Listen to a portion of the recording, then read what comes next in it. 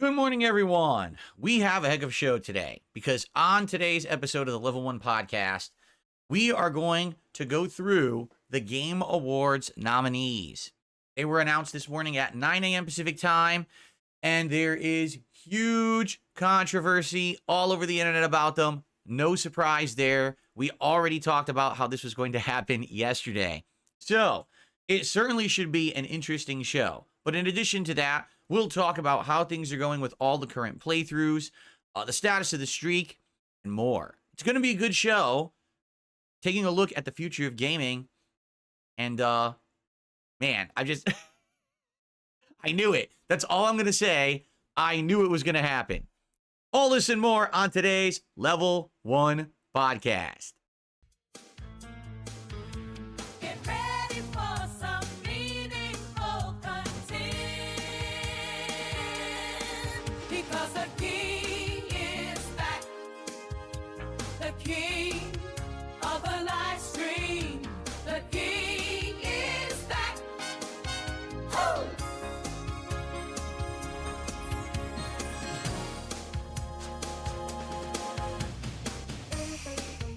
Alrighty, good morning everyone and welcome to the show, whether you're watching live on DSPGaming on YouTube or over on DSPGaming Reel on Kick. I hope you're having a good one. Today is Monday, the 18th of November, 2024. I hope you're all doing well and, start of a new week, right? A good one for me coming up. We got a good variety of stuff. We have at least one new game release coming up with Microsoft Flight Simulator 2024. The possibility of two if I end up playing Stalker 2. Very curious about that one because how do we still not know anything about it? Like, I've been looking all over the internet for early reviews or even, people knowing much about the game, and there just isn't that much information about it, which is funny because it comes out on Wednesday. So I wonder what's going on there. But today, we got a big segment where we're going to go through the major nominees, not every single nominee, but the major nominees for the Game Awards 2024. Yes, it happened just as we were talking about yesterday. The big controversy is that the Game Awards this year made it so that both remakes and DLCs could be eligible for Game of the Year and other awards as well. And people were like, wait, what? It's supposed to be the Game Awards for like new games, not for DLC expansions or whatever. This is very confusing. And then people started putting two and two together and realizing it was probably because a particular game's DLC was going to be in there. And people started wondering and speculating, does this mean that another game that everyone thought would be a shoo-in for like Game of the Year will get a snub? Okay, so we're going to check it out live together. And I'm very curious to hear everyone's thoughts here on the show. But before we get to that, a couple housekeeping things to talk about today. First off, my PC problems persist. And what I mean by that is, remember I told you yesterday that as I was about to start the show, I got a pop-up that said, hey, restart your PC to resolve hard drive errors. So I did. And then it seemed like everything went very smoothly yesterday. I didn't really have any problems from what I saw. I was able to record or whatever. But then this morning, when I turned on my PC again, it did the same thing. And I'm like, oh, that's not good. So that means I have a recurring error with my storage hard drive. Luckily, it's not the operating system, but I'm having a recurring error with the storage hard drive. As I've told you guys, the whole idea here is that next week during Black Friday / Cyber Monday, that, length of time, I'm going to look for and hopefully buy a replacement capture and streaming PC. This one has been over a decade in use. It's time to retire it and to move on to something modern so that way we don't have these kind of issues. I've been having issues with file corruption for about 2 years on and off. It's not constant, but every once in a while I'll do a batch of recording and then I go to upload and the file doesn't load or won't upload to YouTube. I go to play it, it locks up the whole PC. It's a corrupted file. So it's been an ongoing problem. And it just seems like now at this point it's at its last legs. So it's time to put the old girl to bed and move on to something new, right? So hopefully there'll be some good deals. I can't imagine there not being good deals during the Black Friday weekend, looking to basically get something that will be a little bit of future-proof. I want to be able to do 1080p, 60 frame streaming, which I do now, but I want to be able to do it at two qualities. One quality higher for YouTube and the other quality, which is the highest you can do on Kick. I can't do that right now. I try to do it and everything just craps out, maxes out, says, error. With a newer PC, I should be able to do that while also capturing at a very high quality for the on-demand video. So that's what's coming up. And then eventually what I would think is that, down the line, maybe 4K streaming or whatever will be way more prominent. And maybe I can look to have a PC that can do that too. But, I also don't want to spend $3,000. So that's what I mean. That's why I'm looking for this Black Friday weekend deal. Maybe we could get a PC that normally would be like $1,500 to $2,000 for like $1,000 or something, right? We'll see. Anyway, this is neither here nor there. Luckily, the PC is still working for now, albeit with some errors, and hopefully it doesn't crap out. If it does crap out, you'll know because the stream will go off. So there you go. Okay. So, before we get started with today's topics, all right, I have something I want to talk about. And I'm going to be very honest and transparent with the audience here. Right now, we are at 70 straight streams where I have been hitting my goals. And I actually forgot to update this. Whoopsie. 70 straight streams where I've been hitting my goals on stream. It's been a wild ride, encompassing almost 2 straight months at this point. It's been like, I think we did 6 episodes of DSP Tries It as a result. For those who don't know, if I hit all of my stream goals for a week, I do a celebratory event called DSP Tries It, where we do like a food taste test video just for fun as a celebration. It's kind of a throwback. I used to do that as an ongoing series like a long time ago, and we brought it back out of retirement as a celebration because people have been so supportive. I'm going to be honest, the last week, it was a lot harder to hit those goals, while previously, every day I was hitting it like right away and it wasn't a big deal. This last week, it's kind of been like a lot of streams. We're down to the wire. Last 15 minutes, 10 minutes of a stream, right? And then we'll hit it because someone comes in and does like a big contribution. And obviously, I'm so grateful and appreciative of that. But you can see the difference between, oh, there's a big crowdfunding mentality and everyone was contributing versus, oh, one person came in last minute and threw a Hail Mary, right? So noticing this pattern. And then yesterday, on the first stream, we were not going to hit the goal. And then all of a sudden, email, we haven't seen email in a long time, came by and actually dropped a whole bunch of memberships on YouTube. So we hit the goal. And then on the late stream last night, again, we were right down to like the last match of Call of Duty. And then it was Adam, who has been doing big super chats over the last couple of months, came in and did a big super chat, but advised everyone publicly that basically they can't attend streams anymore. So that was going to be their last super chat.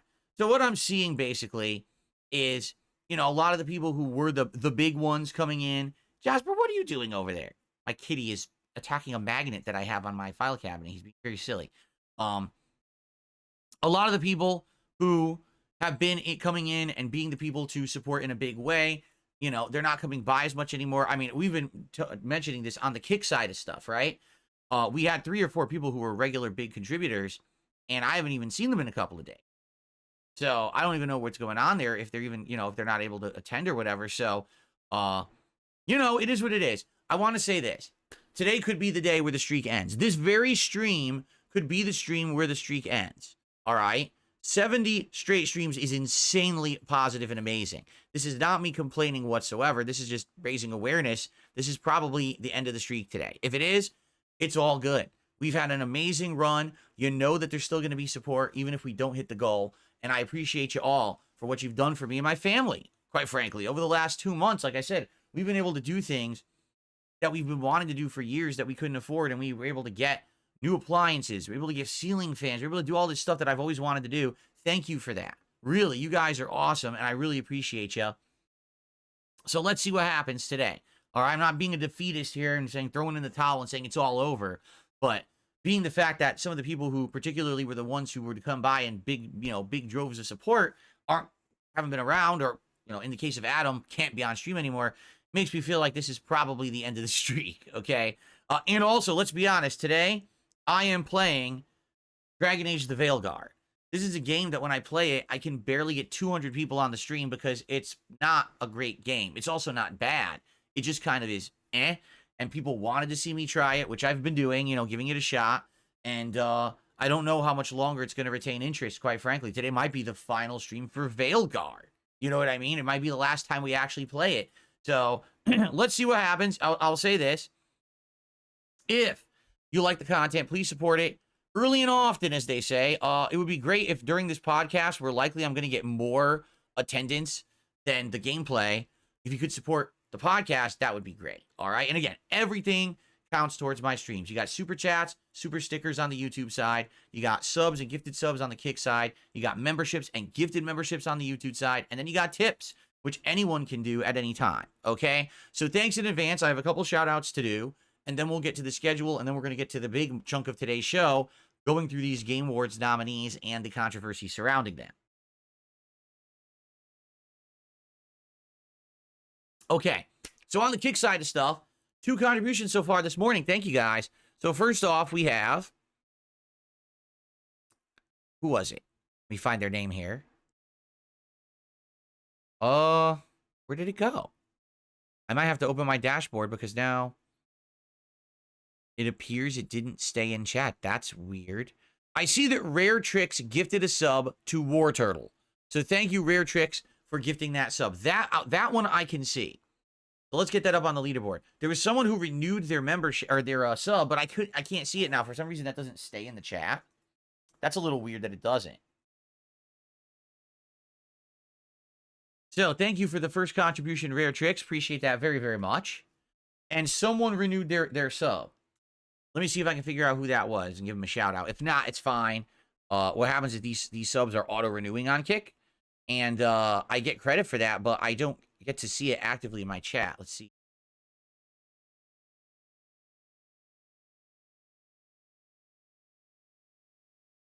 It was Tech Buzz. Thank you, Tech Buzz, for re-upping your sub on Kick. I appreciate that very, very much. Okay. And War Turtle just thanked Rare Tricks for the gifted sub there. First tip of the day has come in. Oh, Sour Nipples. What a name. Sour Nipples. Tips me $1.20 and says, what happened to your Twitch account? I deactivated it because basically my trolls were doing malicious stuff. And as you know, I'm not on Twitch. I haven't been on Twitch in several years since basically they were completely unprofessional with the way that they moderate the site, and they unjustly removed me from the partner program 3.5 years ago with literally no justification at all, and refusing to actually justify their actions when I asked them. I'm never going back there. So I deactivated the account, so now no one can mess around with it. You know, because people are idiots. They come by, they say nasty stuff in the chat, and they do dumb shit with people who I had, like, on the follow list and stuff. And I'm like, I haven't been on this in 3.5 years. You know, like, why are they messing with my Twitch account? So I just deactivated the whole thing. This was like a month or two ago. Actually, a couple people contacted me about it and were like, oh, you know, did you unfollow me on Twitch? I was like, no, you just deactivated this stupid thing. I'm never going to be over there. I mean, just think about it. With everything we've been talking about recently on Twitch, Twitch is now going through their ADPocalypse. Did you guys know this? I talked about it on stream yesterday, but I didn't talk about it on the podcast. Should we talk about this? All right. You know what? This is pertinent. This is absolutely pertinent. I think we should have a talk about this because I didn't actually do a segment on it yet, so we will. Good stuff bringing it up. Okay.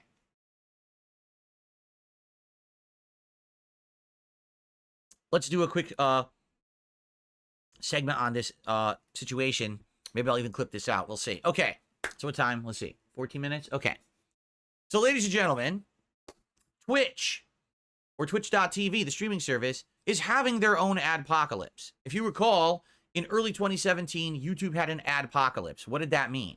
It meant that collectively, the major advertisers on YouTube put their heads together and decided that their ad campaigns on YouTube were completely ineffective, that they were paying tons of money to advertise, but the advertisements were not making them back the money. When they did research, they found that their ads were being basically put on videos that they never would want to advertise on. I'll give you an example here. They researched and found that a lot of advertisements were going on, like, people talking about terrorism or racist stuff, you know, really vile stuff. And do you really think that you're, you know, oh, someone is calling for genocide. Oh, brought to you by Starbucks. Probably not effective advertising for your brand. So when this happened, a bunch of major advertisers, including Walmart, Starbucks, and more, all pulled their ads collectively from YouTube. The thing was, that was actually the big majority of the advertisement revenue of the site.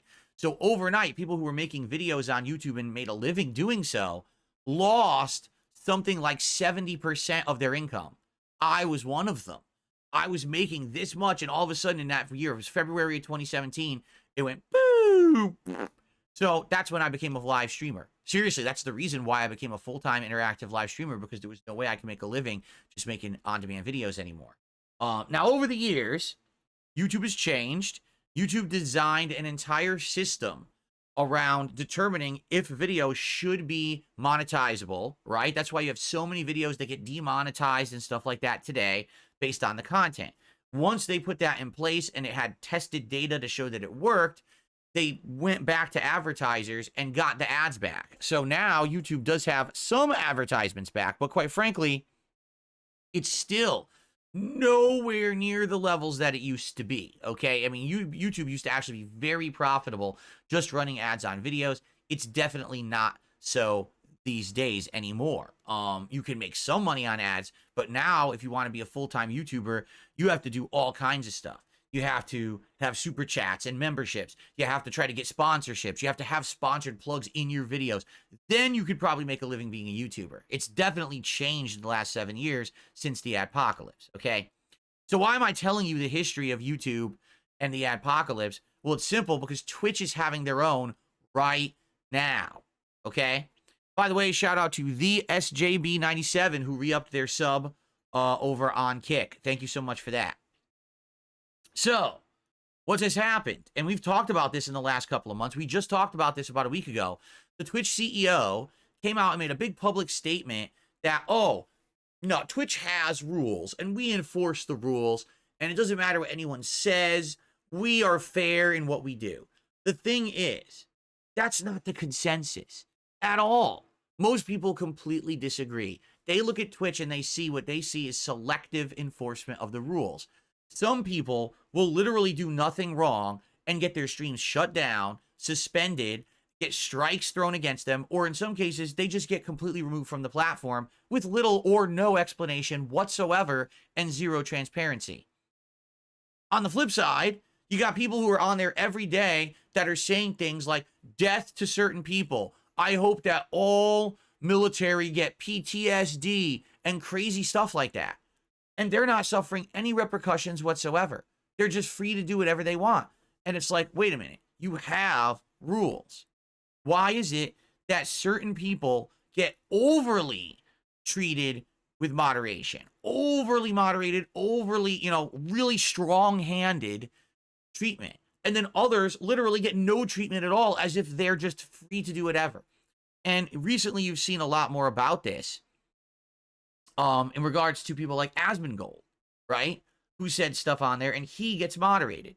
But then people can bring up a million clips of other people who say things way worse than what Asmongold said, and they're not getting moderated at all. So it doesn't make sense. So what's happened is in the last week to 2 weeks, this has become a big public debate on YouTube and Twitch and everywhere. Well, guess what? When things go public and people start talking about them and they get more attention, waves start to crash, ripples start to move. And what's happened is exactly what happened in 2017 on YouTube has now happened on Twitch. A bunch of major advertisers got together and they started looking at Twitch and they said, wait a minute, what? There's a streamer saying that and there's our ads on the site? And they're realizing, again, guess what? Their ads aren't effective. Your ads are going on videos of people who are never going to buy your products or who you don't even want involved with your company, right? So they pulled their ads. And overnight, this happened about 3 or 4 days ago. Overnight, people who were full-time streamers on Twitch who were making, some people, they even said in their outright videos, I used to make anywhere between $100 to $500 a day on ad revenue on Twitch. They're making $5 a day. They lost 95% of their ad revenue overnight because all the advertisers pulled the plug.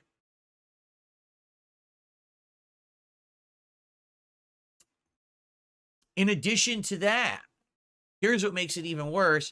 It's the holiday season. So now this is the time of year when you would think, oh, more people will be watching. There's going to be way more ads because now every company is advertising their products, right? So you're going to make more money. It's actually the opposite. People are making almost no money on their streams. So some Twitch streamers are freaking out. You can actually check it out and you'll see a bunch of big, Twitch streamers are going, oh, I can't believe this. This must be fixed and yada, yada. The thing is, again, the writing has been on the wall for years about this.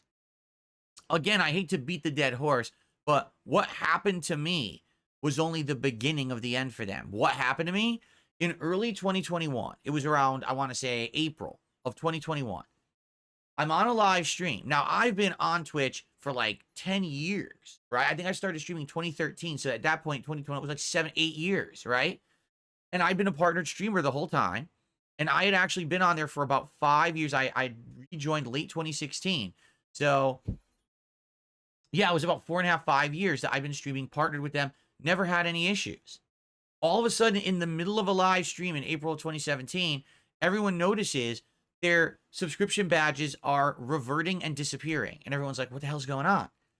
Then live during my stream, I get a notice, you've been removed from the partner program for hateful speech. And I'm reading, I'm like, what are they talking about? What hateful speech? I'm the most unpolitical, unbiased kind of person like that. I don't talk about race, religion, politics, nothing on my streams. How could you possibly accuse me of hateful speech? So I wrote back to them in an attempt to an appeal, because there is no formal appeals process to this. I just wrote back and I said, what are you talking about? I don't think this is the case. I think this is, you're either this is a misidentification or a mistake. I want an answer. And they responded, oh no, we looked into it and we determined that you're not fit for the partner program, but you're free to reapply in a year. To which I responded one more time and I said, if you don't tell me what I did wrong, how can I ever change for the better so that I can improve? And they responded, we do not legally have to tell you anything. Goodbye. And that was it. That's the last time I actually talked with Twitch ever. And I'm like, wait a minute. You're telling me this is a business that at any moment they can accuse you of doing something wrong. And then when you ask, what did I do wrong? They say, we don't have to tell you or present any evidence. Goodbye. Does that sound like a place you want to work? Of course not.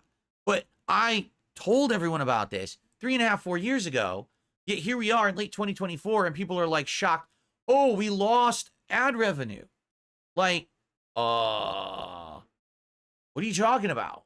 I knew about this. I knew they were unprofessional. I knew that this is going to be a problem. I tried to warn the internet, but of course, because I'm Darkside Phil, no one wanted to pay any attention. If I had been another person, maybe people would have paid attention, but because I was Darkside Phil and I was the big lol cow of the internet and the whipping boy of the internet and everyone wanted to make fun of me, no one listened. Well, here we are, and now people are losing their way of life, and it sucks. You know what I'm saying? Like, I don't want anyone to lose their job or lose their method of which they can make a living and, have a family. You know what I mean? It's fucked up. But at the same time, this has been happening systematically on that site. It's getting worse and worse over the course of 3-4 years, and people have been warning about it, and people, oh no, Twitch is the place to be. I got to stream on Twitch. Why? Why? There are such viable alternatives. YouTube, where you make more money, but you can also integrate things like the on-demand videos and stuff into your community. Kick, where you make 95% revenue on any income that you get. There's so many different better places to be.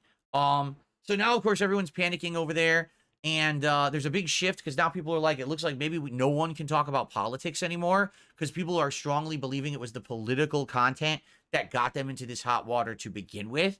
When people are on there saying the most extremist things to get a rise out of their audience and then get ad revenue and income from it, it tends to blow up in your face. And that's what's happened, okay? So anyway, that's what's going on Twitch. Now, there may or may not be a follow-up to this because YouTube did bounce back. But the thing is, YouTube took a while. It was like 2-3 years until finally YouTube had those systems in place so that then the advertisers started to feel more confident to come back and ad revenue went up again. It never went back to where it used to be, but it did increase. Twitch at this point, I mean, I don't know what's going to happen. If they are bleeding now money and they're not making profits, I can't imagine them remaining at any kind of a profitable level. And what's going to happen? Amazon could shut them down. They could sell them off. I don't know. I guess we're going to see, but it's just sad. I mean, the management over there is a joke. If you want to see, about a week ago, I did a story on the CEO. The guy is like old. He's an old man, gray hair, big. His profile picture on X is him when he's like 20. Like he's living in the past. Like he thinks he's a kid and he acts like he's a kid. He's a moron. He's a horrible leader for the company. And this is the guy coming out, oh no, we enforce our rules. Then why'd you just lose all your advertisers? Right?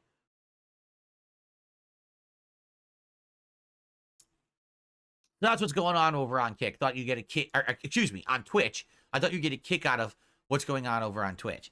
All right. I received a $1.21 tip. Captain Gout and Lady Diabetes. How about no?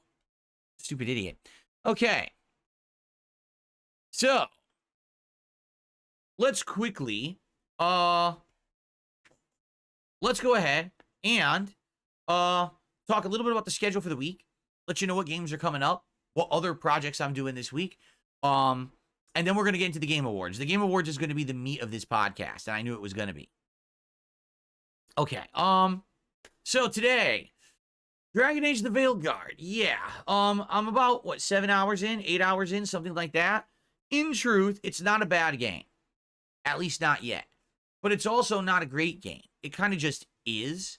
It's all right. The graphics are its best feature, for sure. I would argue that the story is okay, but not great. The writing is a little cringe, but not terrible yet. That's what I mean. Like, everything about the game is kind of like, it ain't great, but it's not bad. It just kind of is a game. And that's kind of sad. Dragon Age used to feel like it had its own unique identity and stood out from the pack. And now it just feels like this game could have come out 10 years ago, and it would have been passable then too, but maybe people would have liked it more because we haven't had 10 years of game development. You know what I'm saying? Like, it feels like this game could have been 2014, it could have been Game of the Year, but it's 2024, and it feels like they're stuck in the past. It's just kind of a passable game. So, I am interested in playing it more, but I don't know how much longer it's going to retain interest. To give you an example, all right? So right now, on YouTube, I have 273 viewers. Thanks to every single viewer watching on YouTube. On Kick, I'm going to guess I have like 30. Let's take a look at Kick. 38. There you go. So between the two places, I got, around a little over 300 viewers or so. Thank you for everyone checking out the podcast live this morning. I appreciate that. And of course, to all of you who watch it on demand as well, because many of you watch it on demand after the fact, and I appreciate all of you. When I was playing Veilguard the other day, on YouTube, I had 130 viewers. And on Twitch, or excuse me, I keep saying Twitch. On Kick, I had like 20. So I barely had 150 viewers. That's not good. And the thing is, again, it's not like I don't like the game and I was sitting on here crapping on it, and it's also like I'm not in love with it. It's fine. I feel like if more people showed up and kind of treated it as a hangout session, like, oh, let's talk, let's chat while we're here, and treat it as like a social experience as opposed to being hyper focused on the game, it probably would work out better. But that wasn't happening. Like, a lot of people were just kind of clamming up or not paying attention. And so, to be honest, I don't know how many people are going to stick around to watch me play this. In fact, I'm not even kidding you. As I said that, Lala Fell over on Kick says, I'm just going to leave after the Game of the Year section on your podcast. I think a lot of people are. I don't think the game is really holding that much interest. So I want to play it again today, and I want to see what happens. Now, if today we get attendance and people hang out and enjoy and it gets support and the streak continues, then maybe I'll consider keeping it in the rotation. If today I play and it's dead and everyone's complaining they hate the game and they're bored and the streak ends and all this stuff happens, then forget it. We'll move on. We'll do other stuff. The thing is, I've got more than enough games to play. Like, literally, we've got 2 games, like new games this week I could play. We got more games I could play in the rotation. I could bring back games. We've got tons of stuff to do. I don't have to keep playing it. I've been doing it now for about a week because it was gifted to me by a person who wanted to see me play it on PS5 Pro. So we've been, experiencing it that way.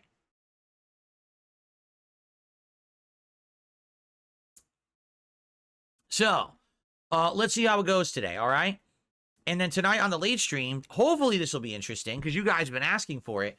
Call of Duty Black Ops 6 Warzone premiere. It came out, what was it, like Thursday or Friday? And I didn't really know that it even was hitting then, but you guys want me to try it. So I'm going to do it tonight on the late stream. We're going to check out this new Warzone map, the new gameplay mechanics. You know, it's Black Ops, so it should play a little bit different, I hope. We'll see. We'll see tonight how Warzone goes, okay? 7 p.m. Pacific time. Then tomorrow, the day stream will be the premiere of Microsoft Flight Simulator 2024. Now, I'm going in cold, meaning I don't really know what it's going to have. But if you remember when we played Flight Simulator several years ago on the Xbox Series X, its major feature that we liked was being able to fly over awesome landmarks, theme parks, giant, you know, historic mountain ranges and stuff like that, and just taking in the sights. And while we did that, people would tell me all about these areas, you know, that they know way more about because they live there. Like we flew over London, and people who live in the UK were telling me all these facts about London and stuff as we did it. I remember that was when Slayer actually had us fly over Singapore, and he told us all about Singapore and stuff, right? That was really neat. And then we did all different things, you know, nature as well as cities and stuff. The thing is, this is the new one, and I'm playing it on my high-end gaming PC. I can imagine this game is probably going to look amazing. Seriously, it's probably going to be like so cool just to experience and chill. Now, very much, this game is going to be like a chill stream game. I want you to understand that. This is not going to be any level of challenge or me freaking out. It's going to be us just kind of enjoying the sights, flying over stuff, and then having fun social interactions on the stream while we do it. But what I'm going to do is after it's a daytime stream on Tuesday, then I'm going to have it played at night. So we're going to flip the streams. It'll be a late night chill stream that'll alternate with other games at night, okay? I think it'll work better at night, but obviously the first day premiere, I want to do it on the day stream. We're going to do more exploration too, like see what are the modes, what other features does it have, how many planes does it have? You know, there's things to explore day one before you turn it into like a regular series. So I'm interested tomorrow to see what it's all about. It should be fun. It's on Game Pass, so it should be a fun thing to mess around with tomorrow, okay? Then tomorrow night, Bloodborne will return on the late stream, which I'm very excited for. Yesterday, we had big progress in Bloodborne, killing multiple bosses, almost one-shot or two-shotted, you know, unlocked a ton of new areas that we could get into, so it should be a good one. Then Wednesday, sadly, I cannot be here during the day. No day stream on Wednesday because I'm getting my other fan reinstalled after trying to have it installed last week and it was faulty. We're going to have a new fan installed, you know, on Wednesday, so that'll be good. And then Wednesday night, Street Fighter 6 returns. That's right. I'm actually bringing back Street Fighter 6 into the rotation per your requests. Late night stream of Street Fighter 6. Not sure who I'll use yet. It'll either be Blanca, Honda, or Bison. And I'm going to bring them, you know, I'm not going to be doing ranked. I got to basically get back into the swing of things and remember how to play. But it should be a good online session of gameplay for everyone. And then Thursday is up in the air, and here's why. Supposedly on Wednesday, Stalker 2 releases, right? And I think Stalker 2 is actually going to be a Game Pass game as well. The thing is, we haven't heard much or anything about it. I mean, people in the chat literally were just saying moments ago, yeah, it's weird. You know, I hope Stalker 2 is good, but there's no information about it yet. It's so bizarre this game comes out in 2 days and no one knows anything about it. Like, does that sound like a good sign? I don't know. I mean, I hope it's good. Really, I do. But I'm not so sure, okay? So,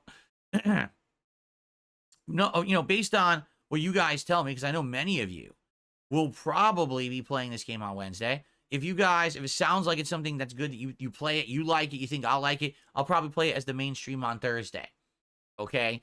And then probably, you know, we'll have more either Flight Sim or maybe some Bloodborne Thursday night. And then Friday, again, up in the air. Friday could be Bloodborne. Friday could be Stalker 2. And then probably we'll do Friday Night Fights, another Street Fighter stream on Friday night, and that's the streaming week, okay? So hopefully that sounds good to everybody. I hope that's a good variety of stuff. I think it's a good variety of stuff for the week, right? And, you know, that'll be good to head into next week. Remember, next week is Thanksgiving week. And Thanksgiving week, yes, on Thanksgiving, I'm going to be streaming, but only one stream. I'll be here all day Black Friday, but I'm not sure exactly what we're doing yet. We got to figure that out. I don't know if I just want to do normal days or if I want to do like a special event. I'm not sure yet. You know, we have some time to talk about. Oh, really? Lady Charisma says, the embargo, just listen to this. The embargo for Stalker 2 is literally up to 2 hours before release date, that's a very bad sign. Wow. Why in the heck? What the heck, Jasper? Why they have an embargo all the way up to the end? That's crazy, man.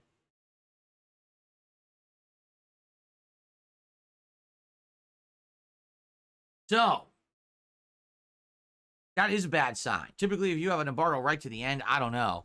I guess we'll have to see for ourselves. You guys, like I said, many of you will probably play it on Wednesday and tell me if it's something you want me to check out on Thursday, in which case I will if you want me to. Okay? Jasper,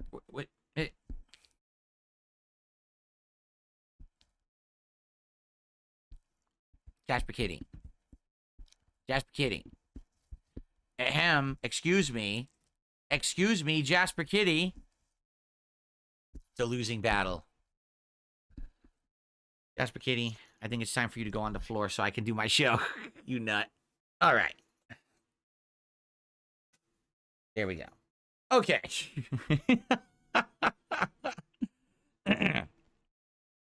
Anyway, continuing on, I got a contribution I want to shout out. I received an $11 tip from Mushroom Tipper. Come on. Come on. Mushroom Tipper? Seriously? Oh, my goodness. Thanks, Mushroom Tipper, for an $11 tip. Ay, ay, ay. The price I pay to be a content creator in 2024. All right. Anyway. Cool. So, that's what's going on. Just another quick reminder, because now we're over half an hour into the show. If you enjoy the content, please support it. My goal for the stream is to raise $150 in contributions across the board, and that includes everything. Super chats and super stickers on YouTube, subs and gifted subs over on Kick, and memberships and gifted memberships on YouTube, and tips, which are across both via PayPal. Anything is appreciated, folks. If you could, please support the stream in some way. We've had 70 straight streams where we have hit the goals. 70. So obviously, I want to keep that momentum going. Remember, if we have the goals continue till Friday, on Friday, I'm going to order a smash burger from somewhere local. It's unclear if it's going to be Jack in the Box or Shake Shack or a local business, but there's several places around here that actually do smash burgers. So I'm going to get some and actually try them on the show as an episode of DSP Tries It this coming Friday. But that's a celebration if we keep the streak alive till Friday. So let's keep it going. All right. But as I've already said, the fact that today is Dragon Age Veilguard and the way that it went last time I played it, I'm not so sure that we're going to hit the goal. I hope we do. I'm absolutely appreciative of the momentum that you guys have given me over the last several months, but I'm not sure we're going to hit the goal today. To be honest, we'll see though. I hope so, but I don't want to be a negative Nancy. I don't want to be, a jerk about it, but I do feel like this is kind of coming to an end with the game that we're playing today. All right. All right, folks, let's do it. Let's get to the topic at hand. We're about 38 minutes in. Let's get to the topic at hand, shall we? What's the big news that everyone's talking about today? Ladies and gentlemen, the Game Awards nominees have hit. And just as I had predicted yesterday, the controversy is huge. Everyone right now is talking about it, and pretty much everyone's upset. Okay, so why is everyone upset? Well, because yesterday we had said that this year, for the first time ever, the Game Awards were going to make DLC expansions and remaster/remakes eligible for Game of the Year. And a lot of people were like, wait, what? Why would a DLC be eligible for Game of the Year? That doesn't seem to make sense. And then people started to put two and two together and said, I know what's going on. They're trying to lay the groundwork because they're about to do something that a lot of people are going to be upset with. As you know, or maybe you don't, the Game Awards are not a popular vote show. The Game Awards are voted on 90% weighted by a jury. And if you don't know who the jury is, that's because no one does this year. They hid who they are. But traditionally, the jury is a bunch of Jeff Keighley's buddies in the game industry, notably game journalists. But when I say game journalists, I say that lightly because usually he gets people from all different kinds of media. The LA Times, Pride, which is an online, like, it's literally like a gay pride promotion website. Why are they voting on Game of the Year? Exactly. You see what I'm saying? What he takes as his cross section of this is the jury, this is who should be voting. It's a very skewed audience. Okay, it's probably not representative of what actual gamers want. It's more representative of what Hollywood wants, what the media wants, and as we know, and this is factual, this is not me being biased either way, Hollywood and the media is skewed way to the liberal side, way to the left. So that's why you get games that usually are nominated. You're like, I never even heard of this game. Like, what are you talking about? Why is this nominated for Game of the Year? And then you'll get a game that everyone liked and it gets snubbed. You remember last year when Hogwarts Legacy, the game that literally sold more than Call of Duty, it broke records, was not eligible for the Game of the Year or any of the awards. What? Why? Because people in Hollywood, people in games media are liberal and they don't like the author of Harry Potter. They think that she's very, conservative, very anti-progressive, and they hate her for it. So because of that, with J.K. Rowling, yeah, they hate J.K. Rowling. So basically, that game was not nominated, even though it was the best-selling game of the year, and collectively, everyone loved it who played it.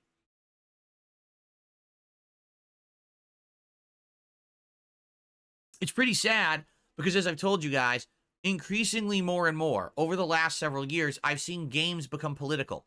I don't want games to be political. When I sit down to play a video game, I sit down to escape reality. I'm not here to play a video game to remember everything going on around me with politics. I just want to escape. When I'm playing Dragon Age Veilguard, I want to think about fighting dragons and necromancers and magic and knights and elves. I don't want to think about what's your pronouns. What the hell does that have to do with what I'm doing? I'm trying to play a video game and escape reality, right? But this is becoming increasingly worse, where over and over, these game developers and studios are pushing this agenda into their games, okay? So it's becoming this big dichotomy. And what's happening is games at the Game Awards seem to be getting snubbed more and more, and people are getting upset about it. Now, there is a popular vote that goes into it as a factor, and also there is a gamer's voice where you can vote on what game you want to be Game of the Year. To give you an example, in 2020, the entire Game Awards awarded almost every award to The Last of Us 2, but then the Gamer's Choice all picked Ghost of Tsushima. Said, no, Ghost of Tsushima is a much better game. You guys are off base. You're out of your minds. But some years it's resounding. Last year, all the jury picked Baldur's Gate 3 and the Gamer's Voice picked Baldur's Gate 3. So really, year to year, it differs. This year, 2024, is going to be a big year of contention and split. Because not only do we just have an American election that the pendulum swung from the left to the right and all the conservatives just won all the spots in government, including the presidency. Okay? But now in games this year, we saw a huge shift towards having these liberal topics and things in games, and a lot of people aren't having it. So this year, we knew the Game Awards were going to be a hot topic. But now, we're going to take a look at these nominees, and you're going to see exactly what I was talking about yesterday. Here it is, Dark Side Phil on YouTube. Whoops, I misclicked. Okay. So we're about to look at the nominees. In the meantime, thank you, Anthony, for a $5 super chat. However, Anthony is bringing up things about detractors being into lolicon. It's not really the topic I'm talking about right now, Anthony. We're talking about the Game Awards. But I appreciate your super chat. Thank you for that, Anthony. I would prefer not to distract my my chat and talk about detractor lolicon fetish right now. Thank you, though. Okay. Cool. So, let's do it, shall we? Here it is. The Game Awards nominees for 2024. View all categories. What the hell? I clicked on nominees and it went to player's voice. I didn't click on player's voice. I clicked on view all category. Wait, did it go to the wrong page? It did, didn't it? Nominee. It went to the wrong, oh, I don't want to vote. I just want to see the nominees. Wow, this was a great website. Nominees. View all category. What is going on? I swear to you, this site was working. Did they mess the site up? I think the site screwed up. This was working before.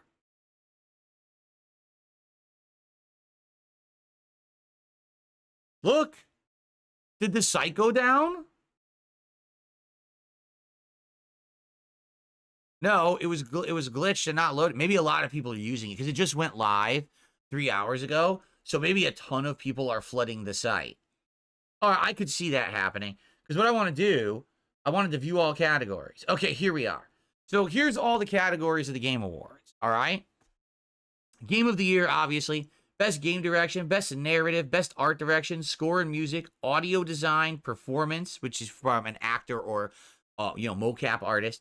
Innovation and Accessibility, Games for Impact, Best Ongoing, and that's usually like an MMO or online game. Best Community Support, Best Indie, Best Debut Indie, Best Mobile Game, Best VR AR, Best Action Game, Best Action Adventure, which is weird. Action or Action Adventure difference. Best RPG, Best Fighting Game, that'll be interesting. Best Family Game, Best Sim and Strategy Game, Best Sports Racing, Best Multiplayer, Best Adaptation, Most Anticipated Game of Next Year, Content Creator of the Year, I can't wait to see that. Best Esports Game, Best Esports Athlete, and Best Esports Team. And then Player's Voice, which doesn't start till December 2nd, all right? So obviously, we want to go right ahead, and we want to look at Game of the Year, okay? What games got the nod for Game of the Year? Are you ready? Astrobot from Team Asobi, Balatro from Local Thunk, Black Myth Wukong from Game Science, Elden Ring Shadow of the Erd Tree from Software, Final Fantasy VII Rebirth, Square Enix, and way down here, which is weird, why is it another row? Metaphor Ray Fantasio by Studio Zero or Atlas. Now, I'm just gonna say this. The way they set this up, the first thing that happens when you open Game of the Year, what do you see? You see these 5 games. So you know what's gonna happen? Literally everyone's gonna click on the site.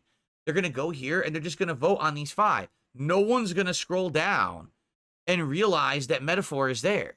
This is bad site design. If you're going to have something where you're going to have it all equal, they all should be sitting next to each other. Or maybe it should be like, 3 and 3, not 5 and 1. I know this from my own polls that I've set up over the years. If you have something at the very end and it's not prominent, it never gets as many votes as everything else. So I think they kind of screwed it up there. Now, maybe if you zoom out, right, it'll actually, if you zoom way out to 67%, see, I was on 100. This is normal zoom level. And on normal zoom level, Metaphor gets the shaft. So whoever designed their website, I'm sorry, you don't know what the fuck you're doing. Just being honest. That's actually awful. And I would wonder if Metaphor will get cheated out of votes because of the way that they have set up this site. Okay? Now, to comment on these games, all right? Astrobot, did I play it? Yes, I did. Did I beat it? Yes, I did. Did I 100% it? Almost. The things I didn't do were like, get the jackpot on the slot machine on this certain stage. I got every collectible in the game that was like meaningful and everything. So I played the heck out of it. I loved it. Okay? Balatro. I have no clue what the hell this game is at all. I've never heard of it. I don't know what this is supposed to be. Is it an indie game? I'm assuming it is. Now, one person that I know said they played it and actually really like it, and that it's basically an indie game made by one person. Game of the Year. An indie game made by one person that most people have never heard of and didn't play. Game of the Year.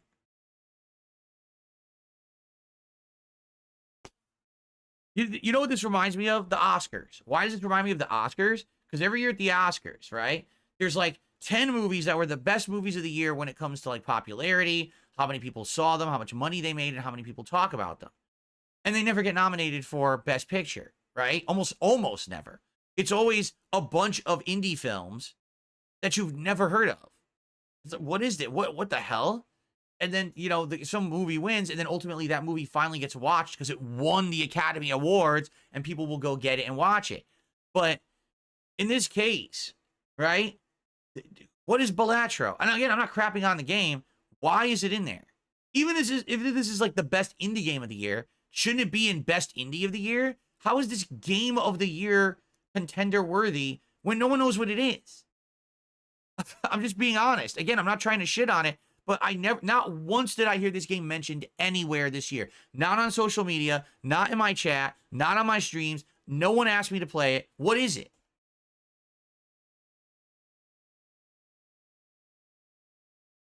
At the very least, I know what all the other games are. What is this? That just baffles me. All right. And you might say, well, it deserves to be there. But then you're going to say, well, wait a minute. If that deserves to be there, what about a few other games? All right. But let's continue. Black Myth Wukong. Listen, more power to you if you fell in love with Black Myth Wukong and it's your game of the year. I played halfway through it. I got so bored. And my audience got so bored. It's just a wandering around repetitive combat game. It's not very special. Once you get past how good the graphics were on PC, and the veil was kind of lifted, once you get to that third chapter and you realize this is the whole game, I got so fucking bored with it. Like I said, I feel like Black Myth Wukong was a good first attempt. If they come back in a 2-3 years and they do Black Myth 2, and that game has way more gameplay elements, better world design, I'll be like dead on okay game of the year. For me, this is not a game of the year contender. It's a good game, don't get me wrong, but it is not a game of the year contender. All the shortcomings we talked about when it was out, and collectively most people agreed, I don't even understand. You know what this screams? The games journalist who voted on game of the year didn't beat it.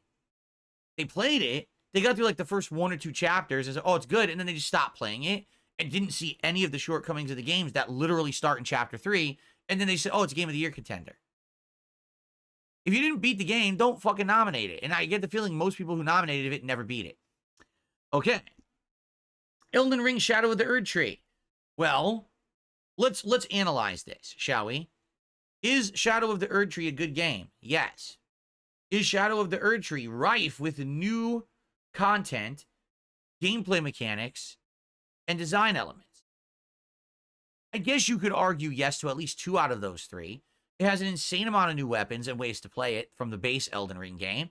It's got a crazy amount of content. It's a very long DLC. I would argue, though, it is very much just Elden Ring again, right? It's not like they reinvented the wheel. They didn't necessarily change the formula of Elden Ring that much. It is Elden Ring a second time, right? Final Fantasy VII Rebirth. Well, here's the thing. If you're a fan of Final Fantasy VII, you loved it. If you're not a if you're not a fan of too many Fs, if you're not a fan of Final Fantasy VII, you probably would like it. For me, I was enjoying it. My audience hated it. I was having a great time with the game. And then 20 hours in, my audience got completely bored with it, stopped attending streams, and begged me never to play it again, so I stopped. So honestly, I don't feel like I can fairly judge the game because I only played 20 hours out of an 80-hour gameplay experience, right? The 20 hours I played, I very much was enjoying. What I didn't like is that the open world segments were becoming repetitive. Not to say that that's the whole game. It's not. The game actually had more than just the open world segments. But the open world segments really were getting disappointing and repetitive. Now, I think it's a fine game, quite frankly. I wish that I could have kept playing it. My audience didn't want it. Okay? Lastly, for me, this is the most disappointing game on the list, and it's not for why you think. It's not because I'm upset that this game is on the list. It's because I agree with Metaphor being on the list so much that I really wanted to play it, and I couldn't. Metaphor ReFantasio. I played 12 hours of the demo, and I love this game. I think the graphics are outstanding. The gameplay elements are very good. In fact, they're a step up from Persona 5. From all reports, the game is absolutely amazing, right? And I wanted to play it. And again, much like what happened to me with Final Fantasy VII Rebirth, people weren't showing up for the streams. And, I'm not streaming for myself. If I'm gonna play the game, I play it offline myself, I guess. But I can't stream it if no one's gonna show up. And I had streams where 150 people, no support, and this is my job. I got to do what's gonna bring people to the streams. As I'm supposed to be an entertainer. I'm not playing the game to play it for myself. You understand? So this is kind of the same situation as Rebirth, where I was liking it, but for some reason, this was the year of me playing RPGs, but no one caring about RPGs. So it is what it is. So out of this list, okay, to be quite frank with all of you, I disagree with Balatro just because I've never heard of it. Maybe it's best indie game of the year, but I don't think it should be game of the year. It sounds like a wasted spot to me. And I don't agree with Black Myth Wukong because I actually played more than halfway into it and saw how bad it gets halfway through. I think most game journalists never got past chapter 2, just to be honest, However, man, are people upset for multiple reasons, mostly omissions. What games are not on this list that most people collectively agreed this year are great? The first game is Stellar Blade. This game that everyone claimed was the best combat game, and it was riveting and revolutionary. But the funny part was every time I tried to get information about it, all I heard about was how the protagonist was sexy. How when she climbs the ladder, her butt jiggles. And I'm like, it would have been great if there was discourse about how good the game was, but I never saw it. Maybe it does exist. Maybe you got to search for it, right? But I never really got to find out why Stellar Blade was good. I didn't play it. I wasn't interested in it. As I told you, the whole Bayonetta, Devil May Cry, that kind of game, I'm not really interested in it. At one point I tried them back in the day. Don't really like them that much. They get very repetitive, I feel. I much enjoy other games better, which is why I didn't play Stellar Blade. It's the same reason I didn't play Bayonetta 3. I didn't play a lot of these games over the last several years because I'm not interested in them. But a lot of people collectively think that Stellar Blade should have been a Game of the Year contender and are feeling that it is this jury of very liberal games media people are upset because the game had sexualized content in it, and they're not for that. How dare this game have a sexualized woman as the protagonist? Not acceptable. Cannot be Game of the Year. Leave it off the list.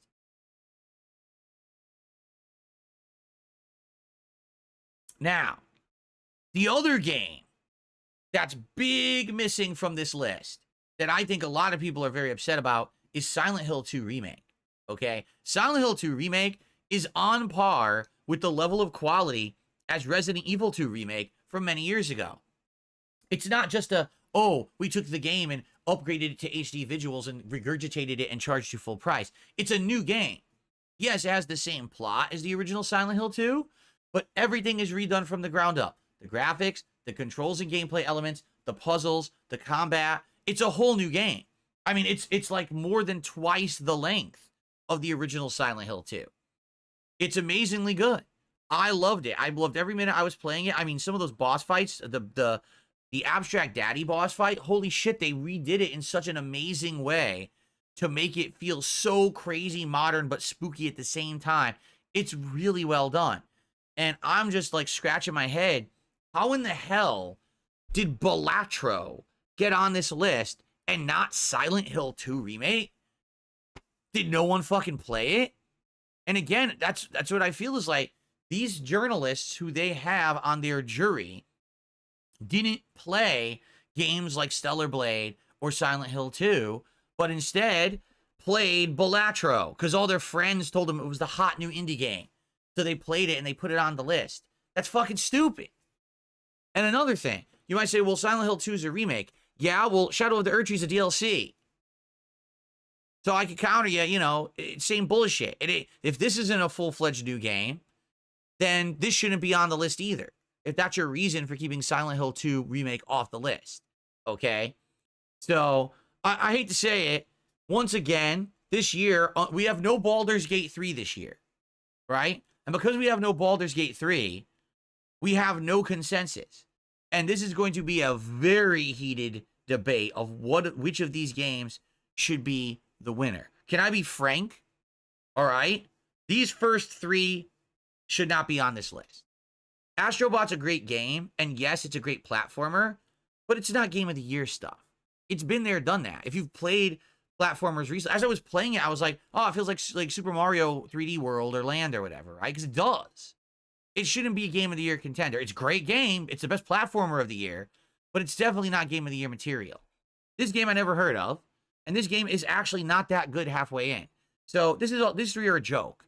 So for me, between Shadow of the Erdtree, Final Fantasy VII Rebirth, and Metaphor, how do I judge? And the answer is I actually can't. You want to know why? Because I didn't finish 7, and I didn't finish Metaphor. So by default, my game of the year in this list is Elden Ring Shadow of the Erdtree. And there's nothing I can even do about it. You know what I'm saying? Like I can't pick Metaphor as game of the year when I only played 12 hours in. I can't pick Final Fantasy VII when I only played 20. So my game of the year for the Game Awards is a default winner, and that's kind of stupid. You know, at least if Silent Hill 2 was in there, or at least another game, I would have had like, okay, I could compare these two. But, right? There's nothing I can really do about it. So now that we've looked at Game of the Year, okay, I'm just curious about some of these others. Best narrative. What game do the jury think has the best story of the year? Final Fantasy VII, Like a Dragon, Infinite Wealth, Metaphor, Senua's Saga, Hellblade 2?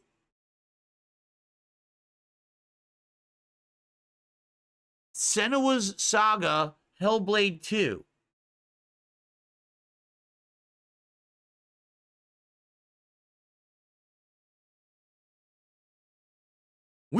We were all here for Hellblade 2, right? Did we not all collectively agree the game was actually worse than the first? That the story was actually not as good as the first game? We all agree. How is this one of the best stories of the year? I don't know. I mean, I would agree with others. Silent Hill 2 has an amazing story. Metaphor, at least the 12 hours I played, was good. Like a Dragon, I'll be honest, Like a Dragon Infinite Wealth, I don't think was as good as the first. So I think this should not win. But maybe one of these three? Okay. What happened? It didn't go to view all categories. Let's see. Best performance. Who was the best person who performed in a video game in 2024? Brianna White for Final Fantasy VII Rebirth. She was who? Aerith? Eris? Hannah Tell for Life is Strange Double Exposure. Who was she? Max? Umberly Gonzalez for Star Wars Outlaws. No one even played it. Luke Roberts for Silent Hill 2. I'm assuming he was James. And Melinda Jurgens for Senua's Saga Hellblade 2. All right, guess what? Melinda Jurgens is going to win this award hands down because she is the actual character, meaning her face, her body is the character. And they love this shit for some bizarre reason. This, again, this jury people, they love this kind of mocap shit. So 100% she's winning this. I'm calling it right now. She's going to win. And everyone's going to be like, what the fuck? No one liked that game, but they won't care because she did the performance capture and it looks just like her. She's definitely going to win. For sure, she's winning that award. Okay? I'm calling it right now. Let's see here. Best game. Oh boy, games for impact. I was just going to say I probably will not know any of these, but I actually know 2 of them. I played Life is Strange Double Exposure and Senua's Saga. Why? Wait a minute. Why would Double Exposure be a game for impact? Why? Because it had a bunch of characters who were bisexual? That's the only thing I can think of. Outside of that, it was a very kind of cookie cutter, choose your own adventure, narrative-based game. It didn't really have an impact besides everyone in the game was bisexual and there was a smash or pass segment in the game. I'm not making that up. The game actually has a half an hour section where it's all smash or pass choices about the characters in the game. But outside of that, I don't even get it. Like, why would that even be on there? Thing is, I didn't play the others. I can't really say. I don't even know what these are. Closer the Distance? Never even heard of it. What the hell is this? This is like a horror movie. Look. What the fuck? A bunch of old grannies. Look, they want to eat her. I don't even know. I don't even know. Okay. Let's see. Well, everyone knows best mobile game is WWE Champions, so let's see if that's on there. Wait, what? Wait a minute. Balatro is a mobile game, and they made it Game of the Year contender.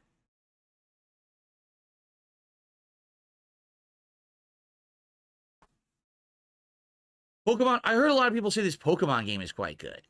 I don't even know what these others are. AFK Journey, Wuthering Waves, and Zenless Zone. Never heard of any of them, but I heard the Pokemon game's pretty good. Best independent game. What indie games came out this year? It looks like Balatro was like nominated in every single category. Animal Well, so that was the game that was produced by Video Game Donkey, right? And he advertised the shit out of it. I don't know what Lorelei and the Laser Eyes. What the hell? Never. This is the game with the isn't like the fox or the deer or something that grows up and is your protector or something, right? UFO 50 I've never heard of. Yeah, these games are like I didn't even know they existed. Oh, this will be fun. Best fighting game. What games did they even qualify as fighting games this year? Dragon Ball Sparking Zero. That's debatable. Grand Blue Fantasy versus Rising. Wait, there was actually a new Grand Blue Fantasy versus game this year? I didn't even know. I didn't even know. Marvel's Capcom Fighting Collection, Multiverses, or Tekken 8. I mean, do we really even have to say? I mean, come on. Let's not be stupid here. We all know that it's Dragon Ball Sparking Zero. No. Dragon Ball Sparking Zero has lost 90% of its player base within 1 month. It's Tekken 8, for sure. Tekken 8 is the big competitive fighting game there. Best multiplayer game? Black Ops 6, Helldivers 2, Mario Party Jamboree, Tekken 8, or Warhammer. Huh. I mean, for me, it's going to be Black Ops 6. Even though I get angry at the game, I still had a lot of fun with it. But Helldivers could take that, because Helldivers was the sleeper hit earlier this year that became a multiplayer sensation, right? Dare I click this? Okay, what are the chances I'm going to click Content Creator of the Year and any of us are going to know any of these people? All right, I'm going to guess there's going to be 5 nominees and I'm going to know 1. That's going to be my guess. Okay, ready? Case O. Okay, Case O. Isn't this the guy that gets made fun of? Is this the guy that gets made fun of by the what's his name? Meat Canyon? Ilowang? Tech Gamers? Typical Gamer? And Usada Pecora. All right, can I ask you a question? Really, can I ask everyone a question?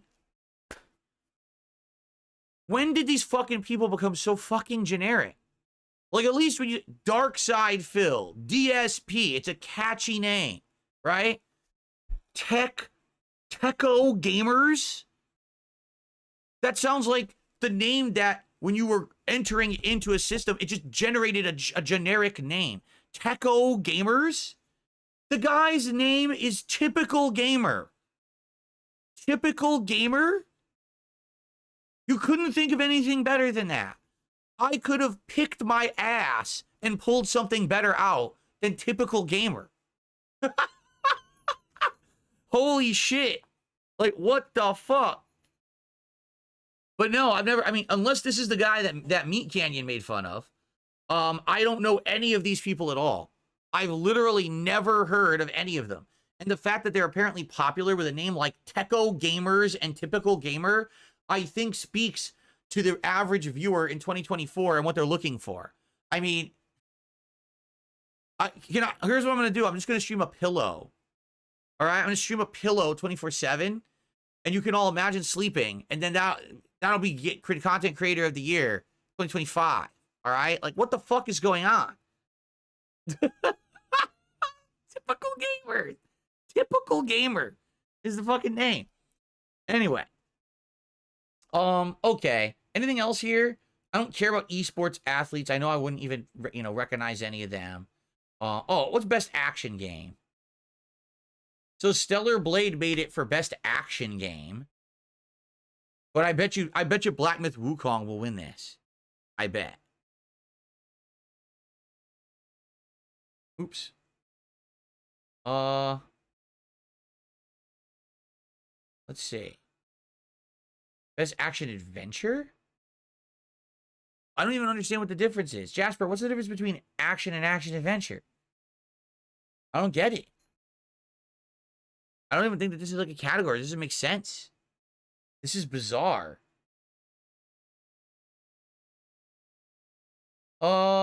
Anything else? Best ongoing? So these would be like MMOs, right? Destiny 2 is still on here. It's hilarious. Diablo 4, Final Fantasy 14, Fortnite, and Helldivers 2. What is community support? What does this even mean? Organizing a game for outstanding community support, transparency, responsiveness, inclusive of social media activity, and game updates and patches. Oh, okay. I mean, wouldn't that be No Man's Sky again? Like, No Man's Sky is the game that every single year gets, like, 2 giant free updates for, you know, and the guy doesn't even make any more money. He just does it anyway. I would say No Man's Sky should win that. Maybe I'm wrong, but I think No Man's Sky.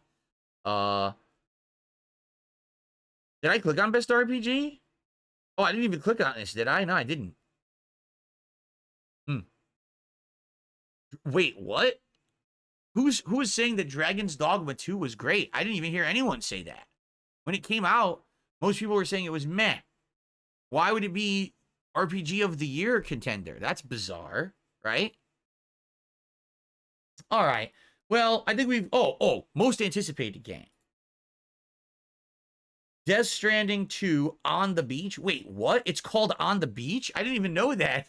They started calling it On the Beach? I mean, we know what's winning this. Grand Theft Auto 6 is winning this. Hands down, 1 zillion%, or it should. If it doesn't, they're just stupid. Definitely, this is the most anticipated game of, like, the decade, right? Definitely Grand Theft Auto 6.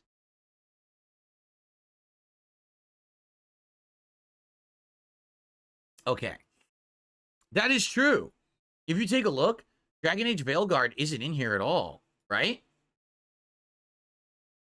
Dragon Age Veilguard. Wait a minute.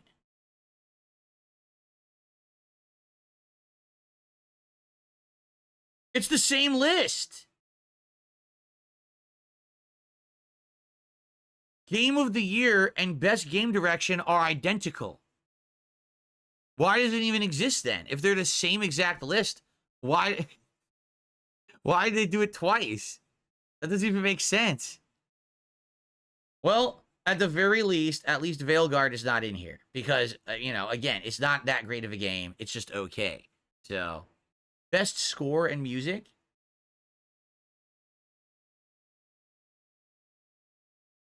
Stellar Blade had a good soundtrack? I don't know because I didn't play it. I didn't hear any music from it.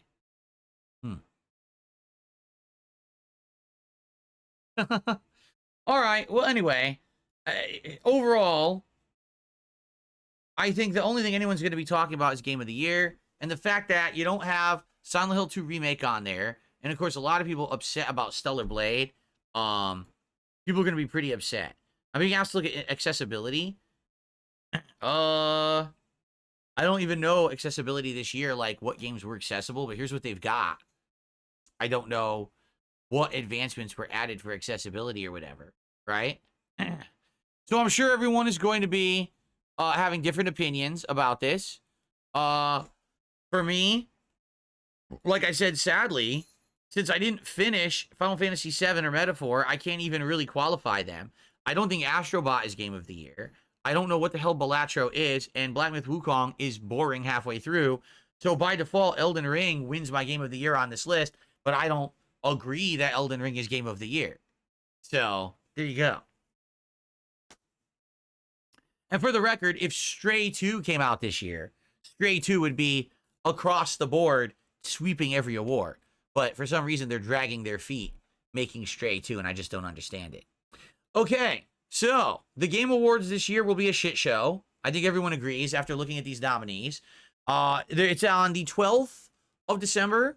I will not be watching it live. I have no desire to watch it live whatsoever. I don't think that it's going to be very entertaining. Usually the Game Awards is way too drawn out, way too lengthy, way too many ads, which is the whole point. Like, the whole point is to make ad revenue. That's why they do them.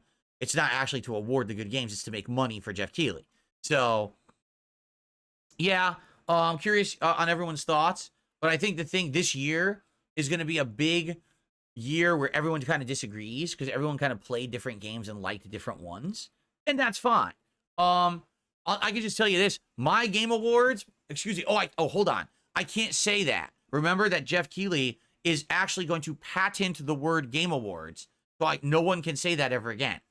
So I have to say my Game of the Year countdown that I'm going to do at the end of the year will be very different than this list. Incredibly different. It will be. There's going to be games on there that, aren't anywhere in here because these people don't play enough games to actually do awards. They just don't. I played some games this year that I feel should be on this list that they snubbed. So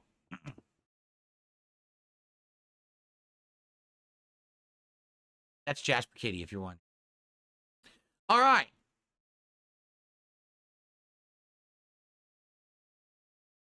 Cool. So, guys, that's what I got for the show today. All right. That's what I wanted to talk about. We have a little bit of extra time that we can open up.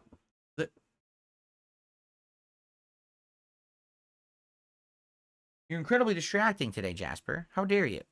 I'm going to open up the show to Q&A if you guys want to talk and hang out and, tag me in the chat. And if contributions come in, I will shout them out. But again, as I told you guys, I had a bad feeling about today. I really did. I have a really bad feeling about this stream. That this is the end of the streak. I hope not. But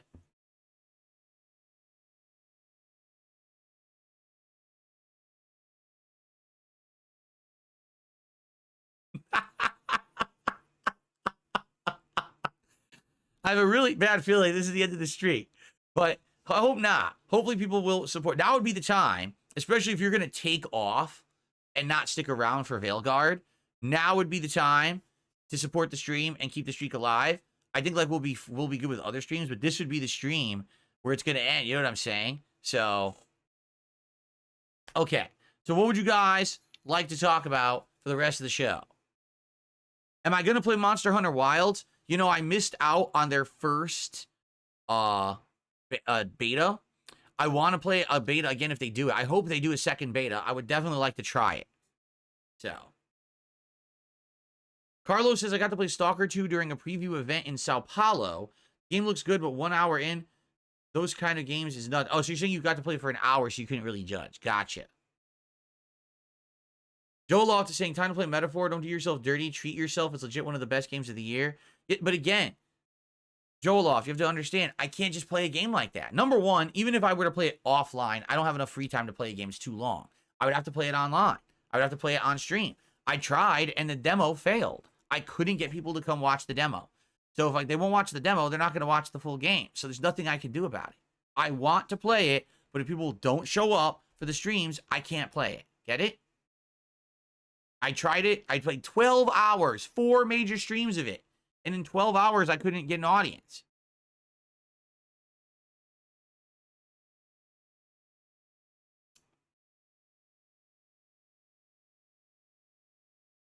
In my opinion, who would be qualified to be in the Game Awards jury? Jasper is really acting up today. He's going to knock my magnet off. He's trying to knock my magnet off the file cabinet. Here's the deal. All right? The Game Awards should be judged by people who play games. Games journalists do not play games. They don't. In fact, I would argue an average games journalist is playing less games than you and me. Because they're tasked with playing a certain game, playing it at a certain time period, which means they have to rush through it, and then they have to write a review, and then they're on to another game that they have to rush through. They're not like you and me. They don't sit there and just enjoy a game and play it at length and get the real experience. They very much are completely different from the kind of stuff that we do when we play video games. They're the least qualified people. I'm not kidding. And they should not be the ones voting on this shit at all. Because then people believe, oh, well, that was Game of the Year. No, the Game Awards is not official. It's not. It's a money-making event for Jeff Keighley. That's what it is. It's the Jeff Keighley crowd fund, where all these people pay him money. You understand? It's not legit, but people think it is. All right, hold on, because he's got my magnet now hanging off of the file cabinet at a weird angle. I don't want it to.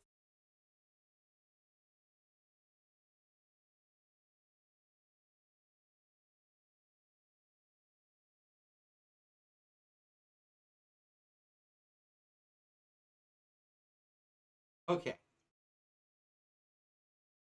Ugh. So, yeah. Basically, I mean, who would it be? Maybe content creators, right? There's certainly enough of us. There's certainly enough people who it is their actual job to play games, all right? Not be a journalist, but to play games. That you could have us vote. You know, why not have 500 content creators actually be the people to nominate the best games of the year and vote on them? People who sit around playing games all day, and it's our job to fairly judge and grade them, right? And that's the thing. If you get a good enough sample of people to vote or nominate or both, you're going to get different ideas and different opinions from all across the board. You're not just going to get, oh, this is what the journalists are saying because they all have the same political affiliation and they all feel that that's what they're looking for in games. You know what I mean? You would have actual different things, on there. That's what I think should happen. I think this whole journalism thing is fucking bullshit. Quite frankly, I told you guys years ago, I don't think that websites like IGN, GameSpot, Kotaku, I don't think they have a purpose anymore. We live in the era where every person can get a game on launch day, play it, and share that live experience with the internet. Why do we need these outlets getting games weeks early to tell us what's good or not based on their spin? We don't. This is not the 1990s where game journalist outlets had to get games early so they could write an article to print in a print magazine, have it produced and put on a store shelf or a rack to be sold. Instead, everything's digital. Everything's instant. We don't need mainstream media to tell us our opinions anymore. It really, by all reports, it should just die out, right? You can't even go to a mainstream media website without being completely bombarded with advertisements up, down, left, and right in every direction. It's obnoxious. I can't even go to IGN now and read an article without getting 17 pop-ups in my fucking face. So the site itself isn't even serving the purpose of what it's supposed to be. It's there to make money on ad revenue. So fuck it. Fuck them. Why do we even care about them, and why do they even exist? It's just a bizarre relic of a time that we've moved past, but the relic won't go away, right? It's like a rash that you can't get rid of. No, really, we could definitely get rid of a lot of these mainstream media, and it would be better off, but we can't. We just can't shake them, you know? Okay, we got some shout outs. I received a $2.04 tip. Will you be making DLC games eligible for your game of the year as well? I mean, do you want me to be honest? Out of all the games I played this year, I don't even know if there's 10 great ones to make a top 10 games of the year countdown for me. It was a really disappointing year for me. It just was. It was like most of the games I played were not up to my expectations or what I'm looking for in a great game. Nothing really was jaw-dropping or blew me away at all. My hair is screwed up right here. Look, it won't go into my rest of my hair. No games were like jaw-dropping, memorable experiences. So, what did stand out? Yeah, to be honest, I think Shadow of the Erdtree did stand out this year as a great game. Even though it's a DLC, I mean, it was the length of a full game. So, maybe it will be. I don't know. We'll see when I work on it. I'm not, I'm still in November. We still have many games. We still got Flight Sim. We still got Stalker 2. We still got Indiana Jones. We still got Marvel Rivals. We still got, there's another one too, right? There's like 5 or 6 games still by the end of the year. So we still got other games to mess around with and experiment with and see. And maybe they'll make my countdown. Maybe they won't. And then I'll start working on that for you guys. But I don't really have an answer yet. But yeah, would Shadow of the Erdtree be in contention? I think so. At this point, with the level of games that came out this year and how disappointing most of them were, I would say that Shadow of the Erdtree should be in contention.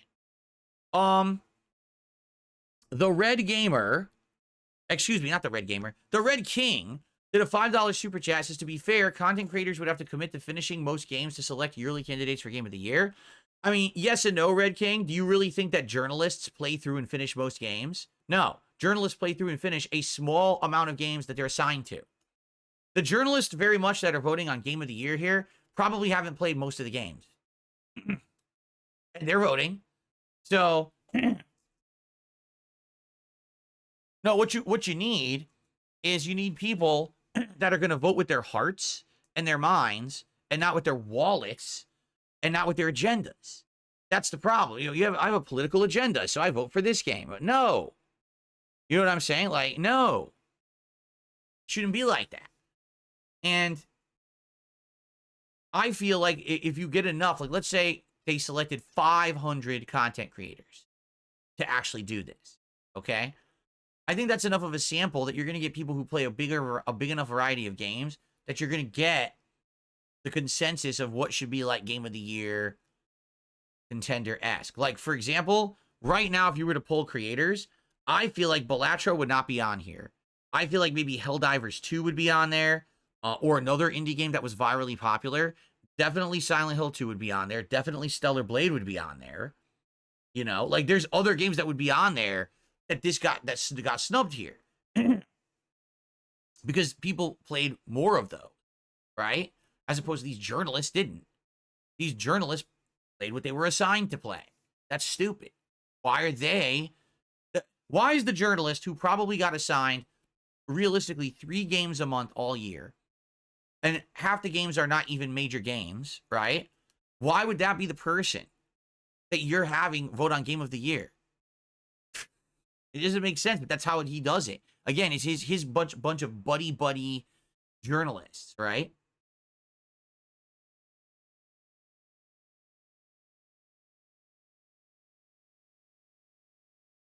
Okay.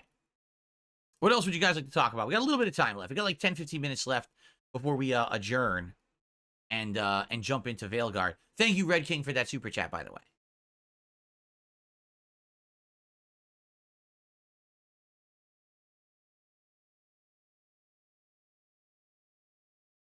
Would I consider doing something special for your 1,000 video of the daily wrap? Huh? I don't know what you mean. Lady Charisma says it would turn into most popular games of the year more than Game of the Year. Well, isn't that what it should be? Should not the game that wins Game of the Year be the game that most people liked the most? Which last year would have been Hogwarts Legacy, by the way. Which, I mean, I don't know if I agree with, but it would have made more sense. You know? Hogwarts Legacy wasn't even nominated, and it was the best-selling game of the year. How the fuck does that make sense? Right? Spawn Killer did a $2 super chat. Was Harold Halibut the worst game of the year? No. Absolutely not. It may not have been the most interesting game of the year, but it's definitely not a bad game or worst game of the year contender. Rare Tricks, if you want to ask me a question, please tag me. But he says, did you see the Tyson fight? Nope, I don't care about the Tyson fight. Are you still looking at doing a wrestling podcast with Triple P? Well, Ashton and I have gone back and forth throwing the idea around of doing a wrestling style podcast. We are actually both interested in it, but we realize that we're both kind of busy right now. Him particularly, like their show is taking off big time. Their show has exploded in popularity. Every show that they do, they're getting 3,000 or more viewers. It's crazy. Okay? So right now, they're basically struggling with having enough time to even maintain the stuff on their own show. Like, they have ideas that even they're not getting to because they're so busy. So we talked about it, and we agreed to start discussing it in the future, likely in 2025. Okay? I think there's something going on with wrestling. Like, isn't Monday Night Raw moving from one network to another, and it would be available to watch if you have like one of the like Netflix or something? Isn't it moving to one of those? So I think what we were talking about is wait for it to move and then get that service. It's going on Netflix, everyone is saying. So once it moves to Netflix, maybe then I'll get Netflix. I'll start watching it.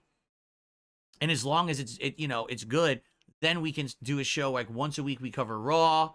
And maybe we cover the pay-per-views, which they don't call pay-per-views anymore, whatever the hell they call them.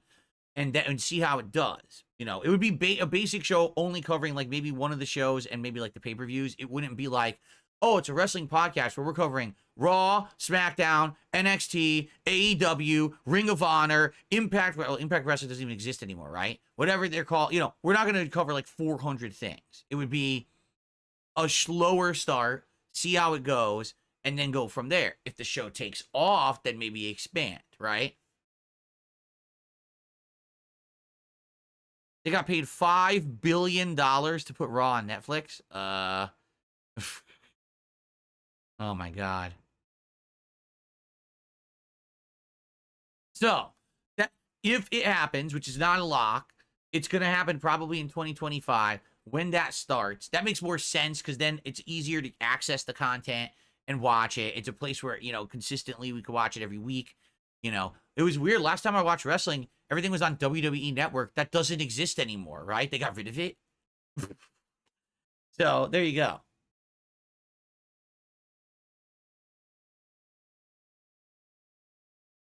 Why don't I play Balatro before saying it doesn't deserve to be a Game of the Year contender? Because I don't want to play Balatro. I've never heard of it until today, which is my point. If there's a game that literally I've never heard of, and it's my job to play video games, and I'm in the game space, and I'm on social media following games, and I talk with people all day, every day about games, and until this moment I didn't hear about Balatro, doesn't that beg the question, how the fuck is it Game of the Year? If a game is a Game of the Year contender, it should be a game that everyone knows about, everyone's heard about, it's hot, popular, and everyone likes. If no one's heard of it, it can't be Game of the Year.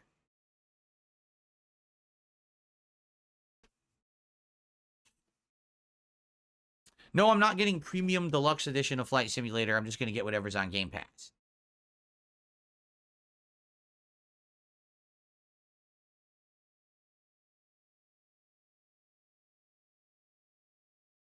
Oh, let's see here. Carlos, no, I'm not going to... He says, you should make a last effort for Metaphor, and you should play its demo again, and finish its demo, and then see if people will show up. No one's going to show up. No one showed up during when I was playing the demo and it was new. And I told everyone, this is the time to test to see if Metaphor will work as a game in the rotation, and no one showed up. No one's going to now magically show up now. I understand that a lot of people like Metaphor. I'm one of them. But it's time to stop and live in reality, man. No one showed up for it. No one's going to magically show up again if I play it again. Have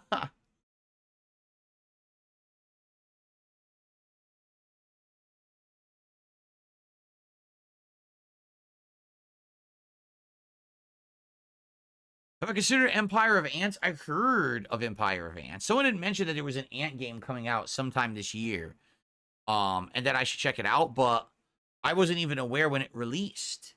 So, you know, that's why I didn't check it out or play it. Is it any good?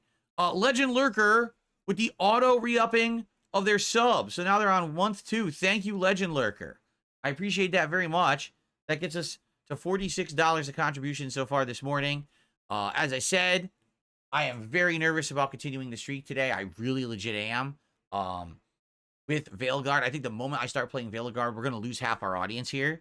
And, and it's going to be the swan song for the streak. Just being honest. Like I said, we no longer are going to have, like, Adam around anymore. We haven't seen the big people on Kick come by to give subs recently. So I think it's over today. But, again, not the end of the world if it is. I'm just making an observation.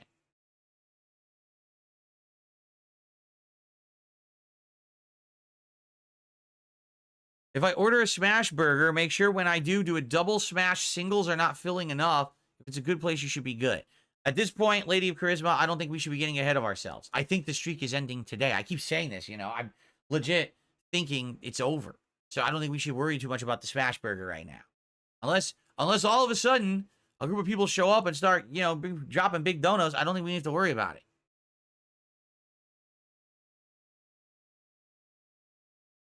Don, you don't have to listen. Every single detractor of mine literally believes that every contribution that comes in on my stream is the same person. Did you know that?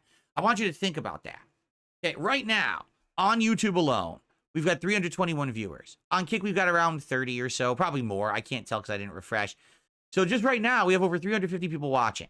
on any given day, that's roughly about the crowd that we would get. It depends on the game. You know, we might lose a few with Veilguard here. Okay. I have thousands of people who watch me on demand every single day. Literally thousands. Some just watch the podcast. Some watch the gameplay. Some are now watching the political content. Everyone's interested in something I'm doing. I have thousands of people who watch, and I have tons of people who come by and support every single day. They actually believe that's one person. They are that unhinged. I mean, there's no other description.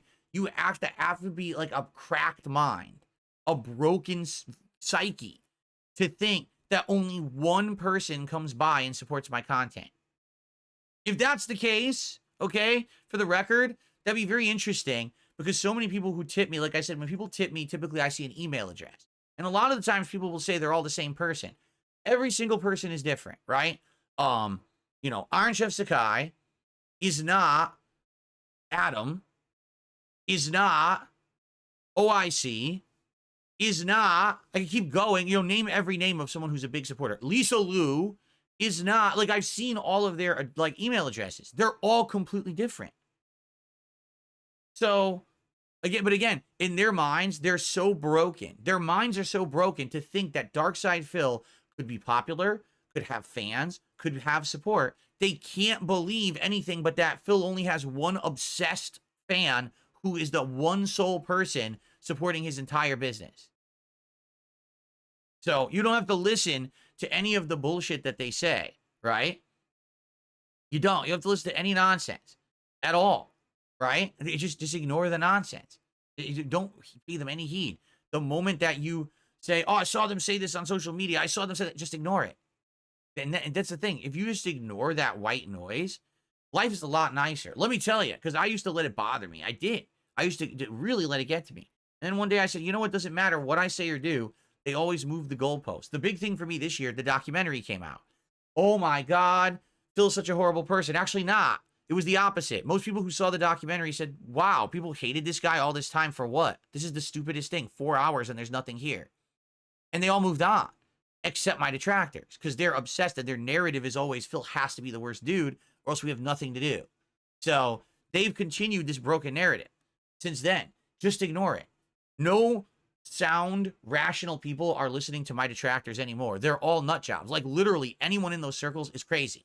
So just fucking name them what they are. They're all crazies. They all need to be jacketed, thrown into rubber rooms, locked up, and the key get tossed off the planet. And then we'd all be better off. So just ignore them.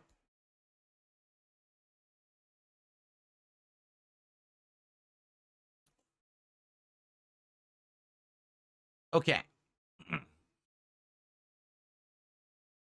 That's hilarious. Dante's Inferno says, it's funny, detractors say only one person supports you. In reality, it's the opposite. Phil, you're supporting them. Because without you, one man, none of them would ever have content. You're right. I'm literally the one-man supporter of an entire giant business model and group of people. Do you get it? They all make money on me. It's not me making money on one person. It's them making money off of the one person. They're the ones dependent on me.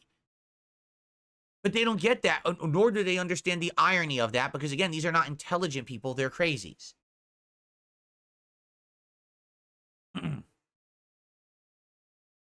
Any interest in playing the Half-Life games again? Maybe someday. You know, now they're on Steam, right?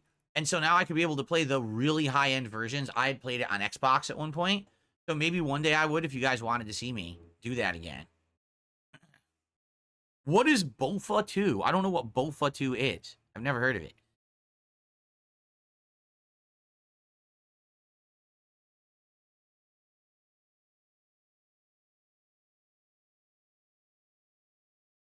Bofa D's nuts, you son of a bitch.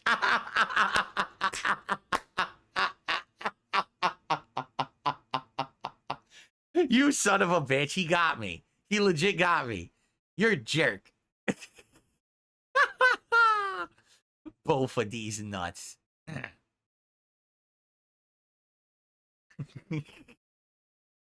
Well, at least we got a jovial mood on today's show, right?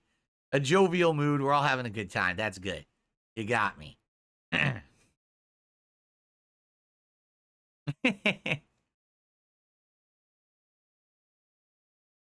No, I don't know what Black Friday is going to be this year. See, here's the thing. I was talking about this. So I'm doing my politics show this week on Thursday night. And by the way, I got a good lineup. I'm actually started working on it. Last night, I put a couple hours of work into it. I reviewed what my channel members on DSP Reacts have submitted, and there's some good stuff there, and I got some other stuff. I'm putting together a show. I'm hoping there's going to be like one other big story that happens between now and Thursday that I can throw in. But right now, I got a good politics show lined up for you guys. But that's Thursday night. But next week, Thursday night is Thanksgiving. And Thanksgiving, I'm taking the night off to be with my wife and have a good meal. So I either have to do my politics show on Wednesday night next week or on Friday night, you see? So if I do it Friday night, that means I can't do like a day marathon for Black Friday. So I'm not sure what to do next week. We haven't even figured it out yet, right? Like today we had to do the Game Awards. So maybe tomorrow, the subject of the show is we talk about what do you want to do next week for Wednesday, Thursday, Friday. We got to figure out the actual scheduling, okay?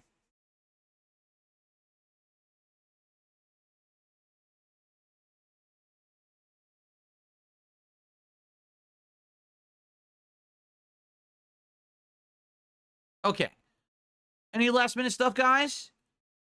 And by the way, I'm just saying, if someone wanted to drop a $104 contribution right now before the show ended so that we could hit the goal and continue the streak and play Veilguard and not have to worry about the streak ending, which is undoubtedly all anyone's going to talk about when I'm playing the game because, you know, I think it's ending today, that would be nice. So who's going to drop that hundo? You know what's funny is I don't even do hints anymore. I don't even care. I just fucking say it right out. Hey, who's going to drop that $104 right now? Right? A nice big juicy tip. Or maybe a good, 20 subs over on Kick. 20, it would be 21 for the record. 21 subs on Kick, right? Just boom. Just do it. Fill the King's coffers. Hit the King's taxes. Make it rain here on DSP Gaming today, right? Do we buy the turkey yet? Yes, I don't get a whole turkey because it's just my wife and I who eat it. So we get a, what do they call it? Like a turkey breast roast. So it's only like this big, but it's heavy. It's dense meat. And what you do is you season it, or you can marinate it, and then you roast it in your oven and you chop it into slices. So it was really good. Last year she put this big seasoning rub on it. When we ate it, it was like super delicious. So I'm curious what she's gonna do this time.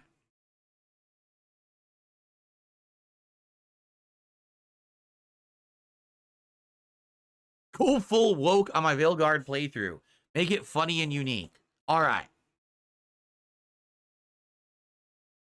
I'll just have everyone smash everyone in the game. It'll just be a big smash fest. And I'll start taking my clothes off while we play as well. And we'll just have a big orgy here on stream. Sounds like a good plan.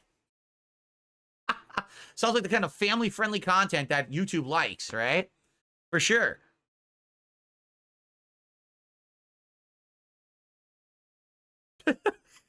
Oh my God. I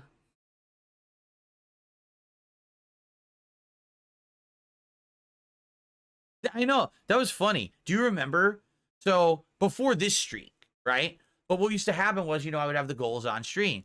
And some days we wouldn't have it. And I'd be like, okay, I'm going on break to use the bathroom. My detractors would be like, he's sending out the whale call.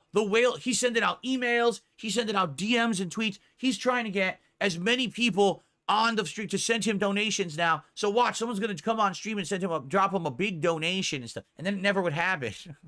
But they would always say that shit. Yes, like I have a hot list. I have a hot list of fucking... I press the button and it sends out the fill signal. And then fucking all the whales start running in. With money bags. They run to the stream to save it. What the fuck is wrong with people, man? They're funny. 2 big money bags with dollars flying out of the top. I'm coming, Phil. I'm coming. Do I ever play WWE Champions during bathroom breaks? I play WWE Champions when I'm in the shower. I play WWE Champions when I'm asleep. That's right. Damn straight. I two-fist it, and I play my private account and my public account of WWE Champions at the same time. I hold 2 phones, and I go like this. There you go. Well, thank you, Darziak. Darziak just gifted 5 memberships to the community on YouTube. It hasn't divvied any of them out yet for some reason. Wait, what? No fucking way. Darziak just gifted 5 memberships on YouTube. It says Darziak was gifted a membership by Darziak. What? Have you ever seen that before? He gave a membership to himself. That is unprecedented. I have never seen that one before. Well, thank you, Darziak. I'm sure everyone there is getting them now. They're appreciating it. I have never seen that in my life.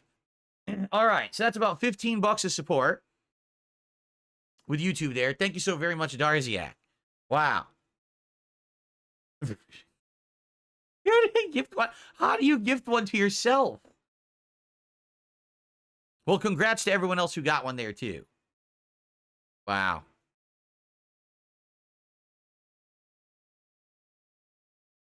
Did I believe in Santa Claus when I was a child? Yes, I did. Everyone did. All kids do. Particularly in the U.S., like, that's a big thing, Santa. I still believe in Santa Claus. Of course I do.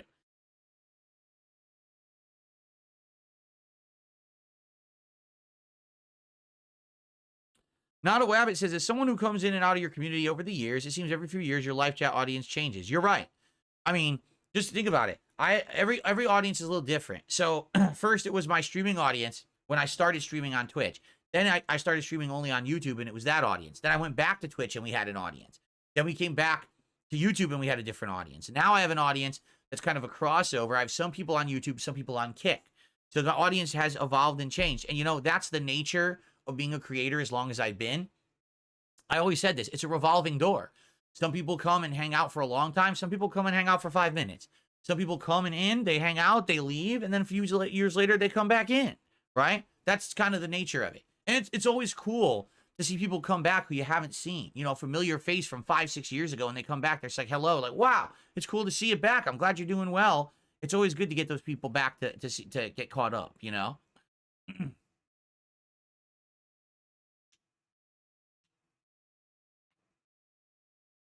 All right, guys, let's end the show. I want to jump into the gameplay, and I got to use the bathroom before we do. So let's take a quick break. Let's end the show, and then we're going to jump into Veilguard. I'm well aware I'm probably going to lose a ton of viewers, all right? So if you're not into Veilguard, thanks for chilling for the podcast. I hope you enjoyed it. Thank you so much. And again, if you're here and you're here to chill, it's going to be a chill stream where we interact a lot while I play. Please support the stream. Obviously, I want the streak to continue, but I'm going to be honest, Veilguard ain't cutting it recently. I think today might be the end of the streak. It is what it is. Like, especially because we said, like, last night, Adam said he's done with streams. He can't come by anymore. We're not getting the regular support on Kick anymore. So, because of that, I feel like today is the end. And if it's the end, it's all right. It's been a great run. If tomorrow I come on this show and I say, guys, the streak is over, we're back at 0, it is what it is. But thank you for 70 awesome streams. I really appreciate you all. Only we could have got to 276 and played Stellar Blade, but now, oh well. That's the way the cookie crumbles. I made the offer. I'm just saying, I guess those people actually didn't want to see me play Stellar Blade after all. Thank you all for a great episode of the Level 1 Podcast. I hope you enjoyed. See you all tomorrow.